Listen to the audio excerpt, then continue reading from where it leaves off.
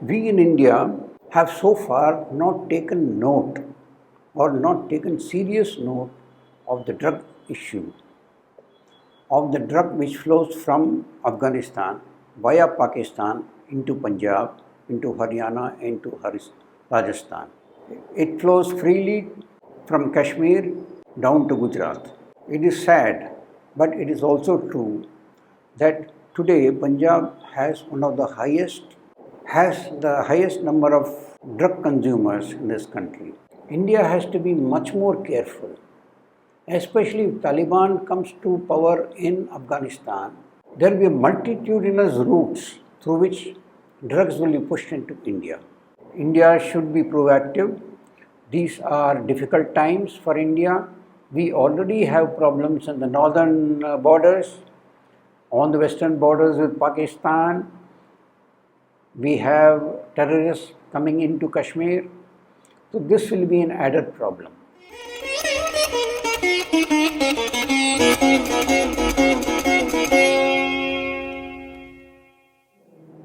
Namaskar. Today we will cover the subject of Afghanistan and why a stable Afghanistan is so important for the world, South Asia in general, and India in particular. For that, let's have a look at the location, the geopolitical situation of Afghanistan on a map. Afghanistan has in the north Turkmenistan and Uzbekistan. On the west we have Iran. On the south and on the east a long border with Pakistan. It even has a very small, narrow, common border with China, I think about 30-40 kilometers only, through the Pamir Plateaus. That is the location of Afghanistan. It's a completely landlocked country, and its southernmost tip is about 400 kilometers from the nearest sea, the Arabian Sea. Now, the present conditions in Afghanistan are, many would say, heartbreaking for the people there and a matter of great concern for anybody who are its neighbors. President Biden had promised to pull out American forces by 9/11. But in actual fact, American forces have been vacating their places and portions in Afghanistan quite early. They started withdrawing in the month of June itself, and right now I think most of the forces are already out. A group of fighters calling themselves Taliban, actually supported by Pakistani army, have moved into Afghanistan from the east. On a daily basis, battles are being fought between the government forces, a duly elected government of Afghanistan, and these Talibani forces, as they are called. It's going on a daily basis. We understand that nearly 10,000 additional jihadis of the JEM variety have also moved from Pakistan into Afghanistan in support of Taliban. There is definitely a civil war-like situation. Americans and the NATO have pulled out. Taliban claims from time to time it has got 60% of the area under their control, sometimes 70%. We are getting different varieties and types of news from Pakistan media, from Indian media, from US media and Afghan media. And no two media are seeing eye to eye. All that we know is that battles are going on. There are a great number of casualties in Afghanistan, and that there is complete chaos reigning in Afghanistan. That much we know. Then the question arises, what exactly are the forces at play in Afghanistan today? Afghanistan, as we said, on one side, that is the east, and partially to the south is bordered by Pakistan. And since 1947, Pakistani army appears to have got into an obsession to subjugate and dominate Afghanistan. I say again, there is a Pakistani obsession to subjugate and dominate Afghanistan. This has taken very serious turn after 1947 and more so after 1990. Now, Afghans themselves wish to be independent. They do not wish to be under the control of anybody, leave alone Pakistan. So these two forces are at play in the land of Afghanistan today. Now, how are we in India concerned with this? There are many civil wars ongoing today, from Syria to Africa to Sudan to Ethiopia. But how are we more concerned with Afghanistan? Just because it is located in Asia, or is there something more to that? And here, just remember, India and Afghanistan do not share a border, not since 1947. We have very little trade, hardly $1.5 billion to $2 billion per year. There is no tourism, little or no interaction between the population, that is Indians and Afghanis. Though many Afghan families are settled in India and many students come to India for studies. I think as on date about 12 to 15,000 students, Afghan students are in India. Afghanistan does possess a lot of mineral wealth, but on date, a great deal of work is required to get them over the ground, and great deal of resources are required to make those mines really productive. So there's not much incentive in terms of augmenting or utilizing the mineral wealth of Afghanistan. Now here is a small map of India and Afghanistan. As you can see, the green India, there's a lightened green patch of India also, which is the area occupied by Pakistan and China. The portion in red, that is Afghanistan. As you can see, we are quite at a distance from Afghanistan. We have no common border. Population of Afghanistan is not homogeneous. There are a number of ethnic groups, each proud of its own culture and holding on to its own territory, speaking its own language. Majority of them are Pashtuns. Then we have the Tajiks, the Hazaras, the Uzbeks. Then there are the Baluchis. When India was partitioned in 1947 and British colonial regime ended, they left an artificial border of Afghanistan and Pakistan, which very unfairly divided the areas occupied by Pashtuns and the Baluch, so much so that nearly half the population of Pashtuns are in Afghanistan while the other half are in Pakistan. It is similar so far as the Baluchis are concerned. The population of Baluchis is again divided into Pakistani Baluchis and Afghani Baluchis. These ethnic groups have been at loggerheads since time immemorial, and they have never been able to get together. This state of Afghanistan, which came into being after the deposition of King Zahir Shah. Post Zahir Shah, we had a government which was run by the communists. They were overthrown. There was a vacuum for a few years. Then the Taliban came from 1996 to 2001. Then the Taliban have been pushed out in 2001. A democratic government, after due elections, of Ghani was installed, and it has been in situ for the last 20 years. At present, even this government is under threat and pressure from Taliban, supported by Pakistani army. In Afghanistan itself is being subjected and is under great pressure from a combination of Talibani and Pakistani forces. This is a dangerous combination, very dangerous, potent combination for the destruction of Afghanistan. Taliban is basically a Sharia-based Deobandi extremist Islamist movement.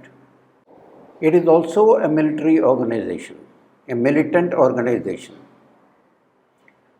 Taliban ruled, or rather it was installed and helped to rule Afghanistan by Pakistan from 1996 to 2001. So the world has seen the despicable behavior of Taliban in Afghanistan and the complete destruction of human rights during its short rule from 1996 to 2001. There are major international apprehensions of what will happen if Taliban is to capture Kabul, Afghanistan, and install a government of Talibanis once again. The international apprehensions range from security threat to export of terrorism. It's a common saying that Pakistan is considered an international migrant. Pakistan is considered an international migrant. For about 5 years, Afghanistan was added to this list along with Pakistan. During these 5 years, the export of terrorism all over the world, there was an export of terrorism to all over the world from within Afghanistan. No international country wishes to have a repetition of that in 2020.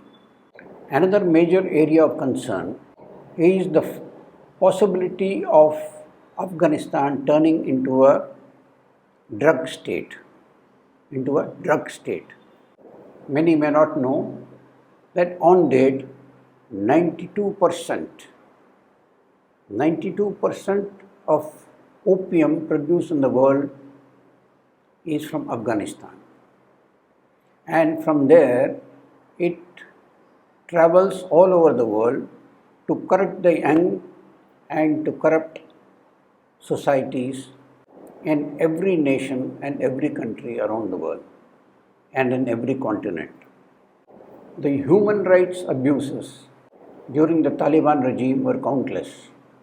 It is feared that Taliban would revert back to that medieval regime of extremist Sharia-induced Islamism, and it will project a danger to the entire free world.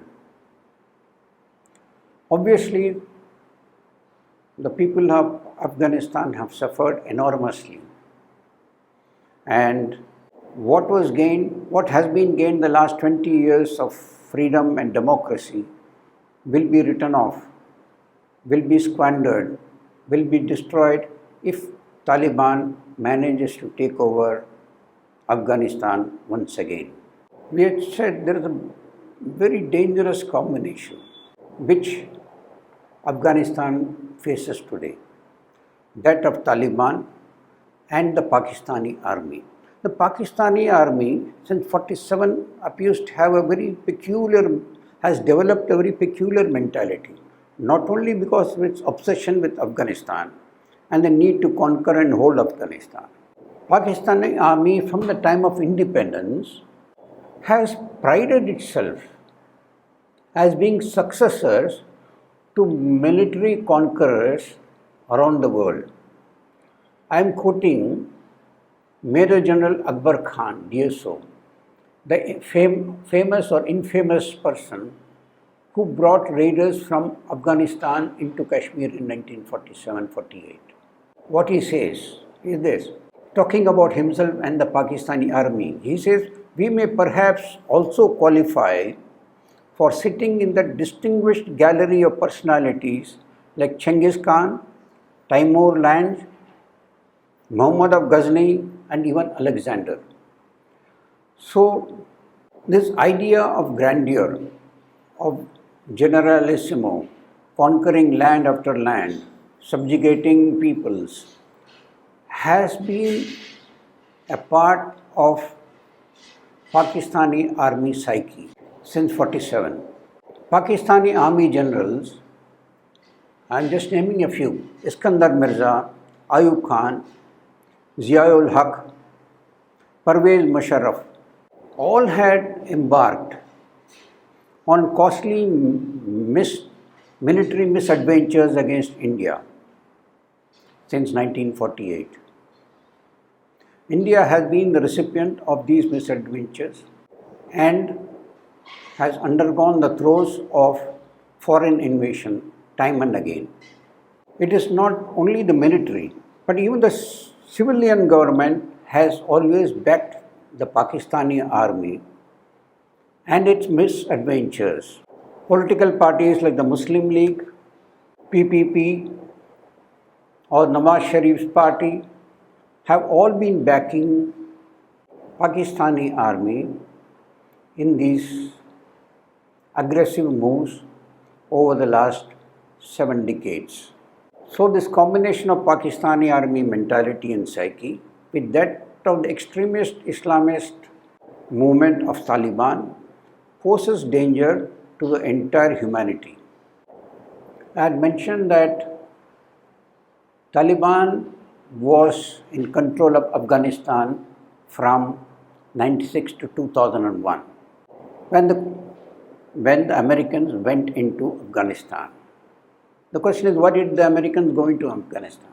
India has always been complaining because it has been at the receiving end of terrorist attacks from Pakistan year after year, month after month, week after week in Kashmir and in our border areas.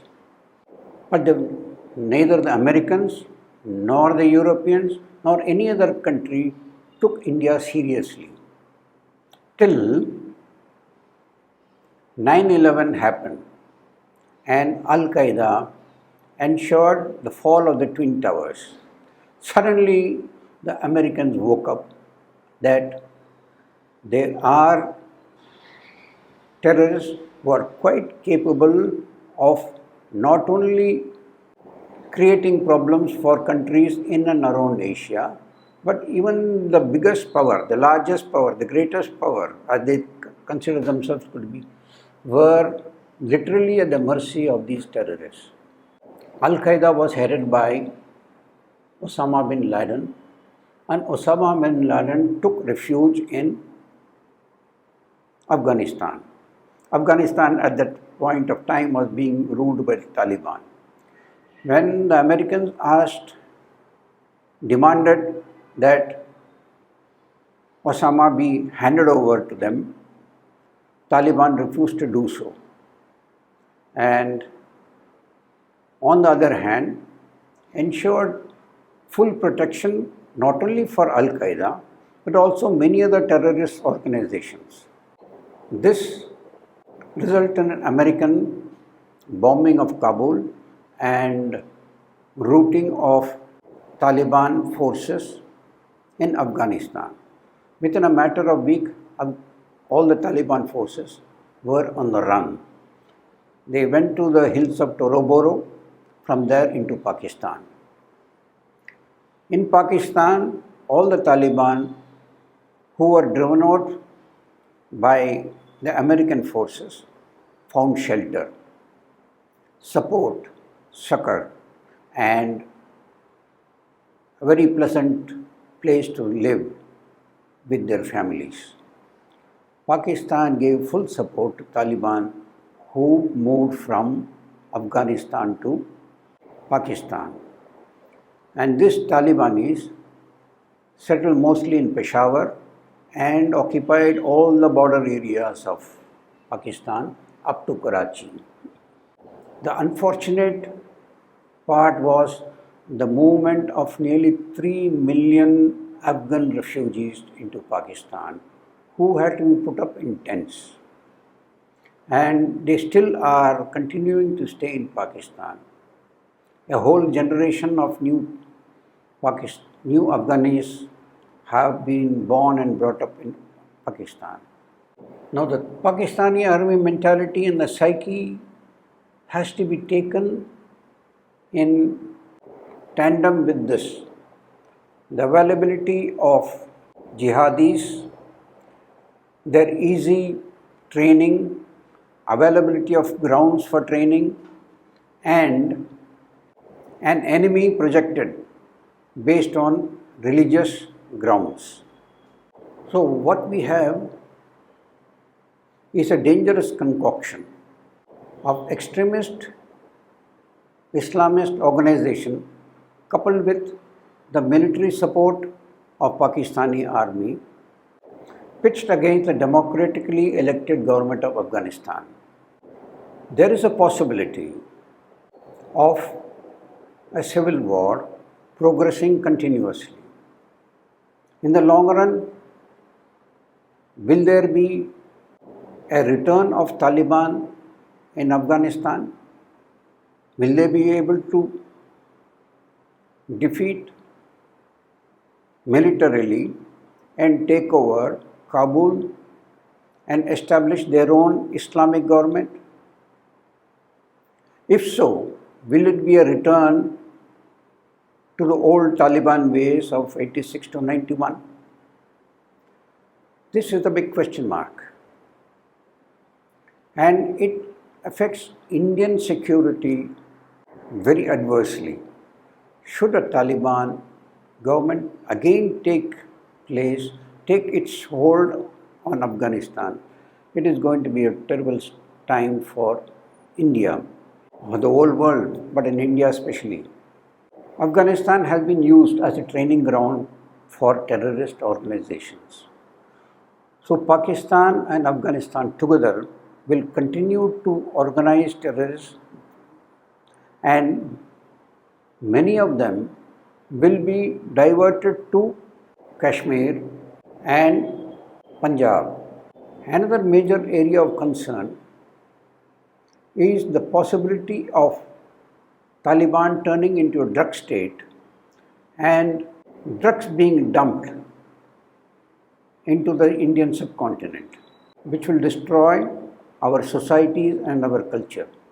A reintroduction of Taliban in Afghanistan will ensure it becomes a camping ground for terrorist organizations. They will come in pouring in from all countries in this world. It will become a training ground and a training area for terrorist organizations. Being a major drug producer, drug mafia will move in. There will be criminal gangs and they will be hiding weapons of all categories, shapes and types, and be a potent danger for the entire South Asia.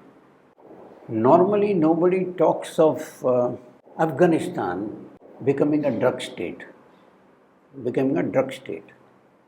But the fact is, 92% of opium of the world is today being produced in Afghanistan. And it is fed all over the world through three routes. We call them the Balkan route, the northern route and the southern route. As you can see, the southern route comes to India via Pakistan and is spread all over Southeast Asia and goes as far down as Australia.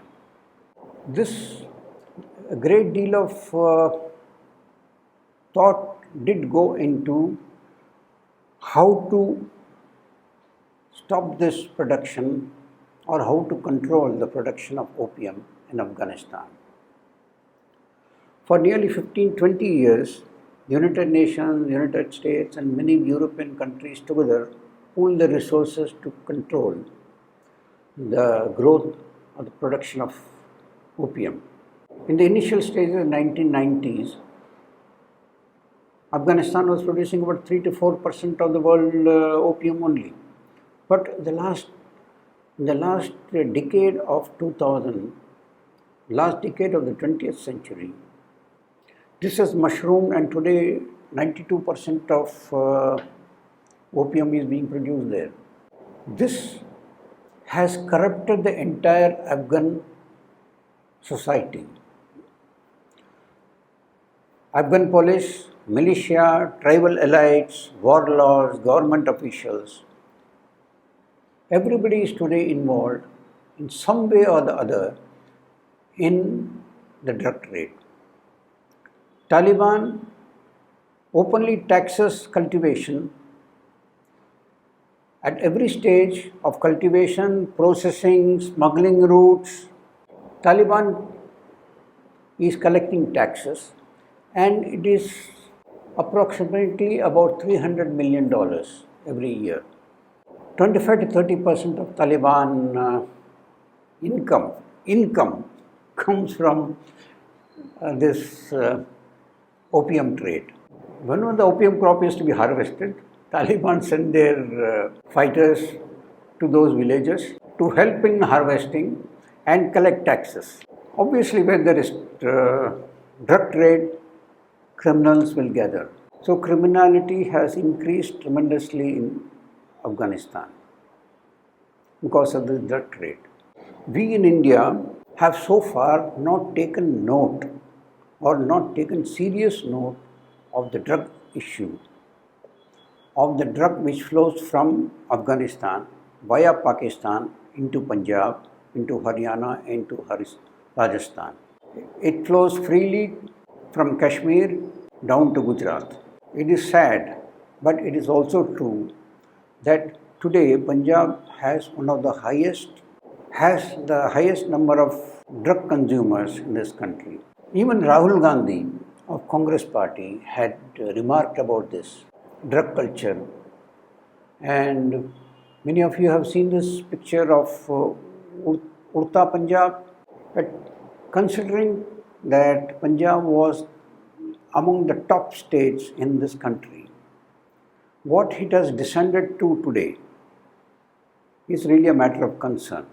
The possibility of this drug culture entering Haryana, Rajasthan, the days are not very far off.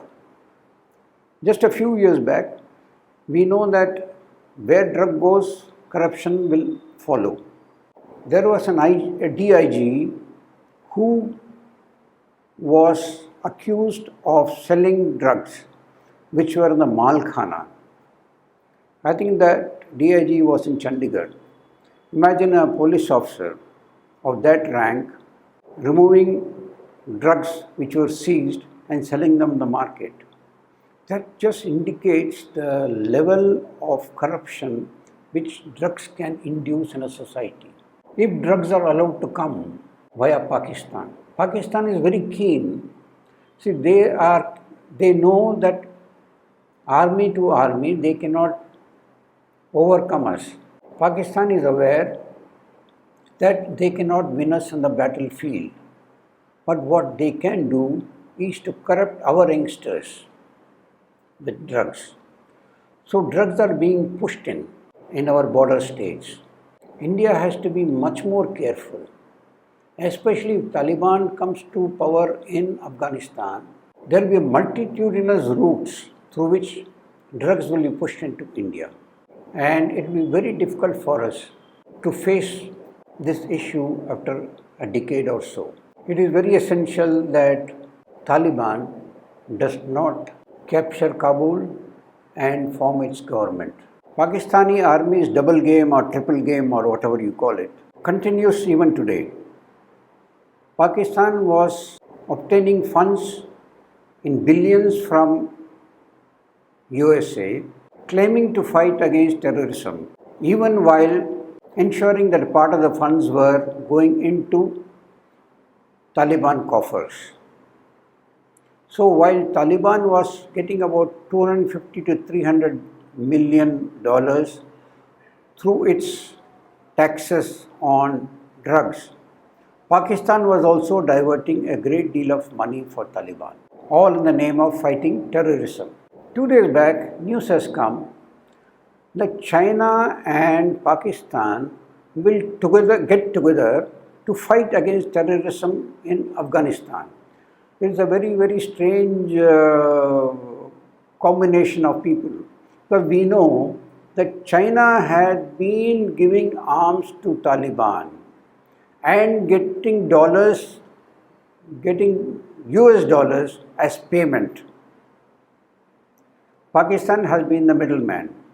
So China has been arming Taliban in the past, we know that. And we also know that China has a problem with its Uyghur Muslims in Xinjiang. China has a small border common with Afghanistan. China is afraid that the possibility of terrorist organizations spreading their wings into Xinjiang exists. Tajikistan and Russia are equally afraid of the spread of terrorism into their own areas. Iran, which is a Shia country, initially did not have good relationship with Taliban. But since Trump imposed sanctions on Iran, they have also changed their attitudes toward Taliban. It is learned that they have also been giving arms and ammunition to Taliban. So you will see that it is an entirely chaotic scenario today of Taliban getting arms, ammunition and support from various quarters, even while Pakistan claims that it is fighting terrorism and supporting it. It is not feasible to depend upon any news which is emanating from any news media in any of these countries. It is absolute chaos. It's each country take care of your own, because for the reason that this international migraine of Pakistan is now going to annex Afghanistan and make it a much bigger area where terrorism will thrive. This is a dangerous situation for the entire world. No one can ignore it. Even Saudi Arabia has to be careful. Saudi Arabia claims to be the leader of the Muslim Ummah. But we know that Taliban and the ISIS has major reservations about Prince Salman's ability for rapprochement towards Israel and America. UAE is another country which should be extremely careful of the terrorism which will definitely emanate from Afghanistan. Iran cannot be shielded. Iran is a Shia country, and ISIS has a generic hatred for Shias. A Taliban ISIS combination with the Pakistani army poses danger for Iran also. Okay, what are the options open for us? There was a time when Americans said, can you send some troops to Afghanistan to support the government troops there? India had said no, even at the time when Bajpayee was there. We don't wish to put our boots on the ground there. Though we have nearly, I think, 400 projects going on in Afghanistan, which was meant to help out the civilian population. The Salma Dam is a major project which was meant for the welfare of the people. India has been building hospitals, schools, even the Parliament House has been built by India. The possibility of all this good work going to waste is a possibility. It arises. Possibility is there definitely. Now what should we do? What can we do? Afghanistan, we do not share a border with Afghanistan, and the road is blocked. All our road connections routes are blocked by Pakistan. Afghanistan, and we also are a democracy and we have limited resources. In fact, the whole world should be grateful to Americans for going into Afghanistan and rooting out Taliban from there in 2001. It was not possible for any other country to have done that. The fact that they positioned nearly 100,000 troops there and kept them there for nearly 20 years, it ensured that some peace, some modicum of peace in South Asia. Had the Americans not done that, I wonder what would have been the condition of South Asia.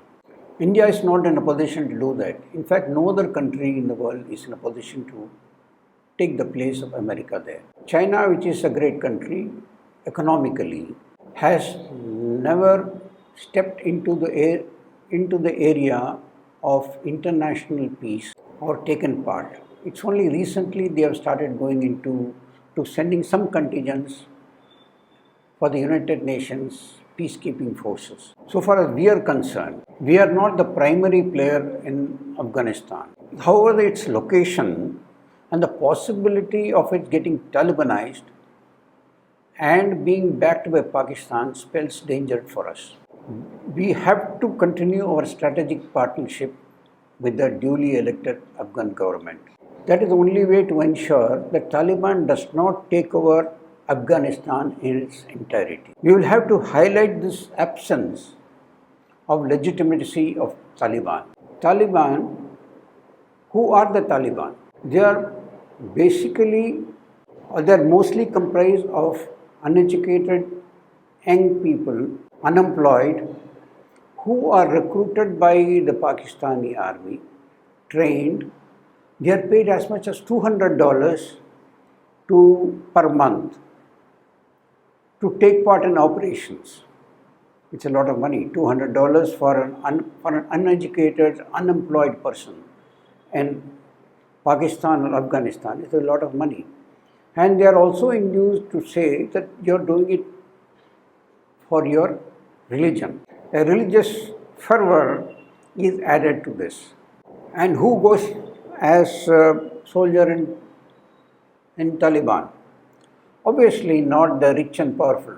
I don't think there is any son of any general from Pakistan in Taliban army, nor any bureaucrat, nor anybody from their foreign ministry, nor anybody even from their middle class.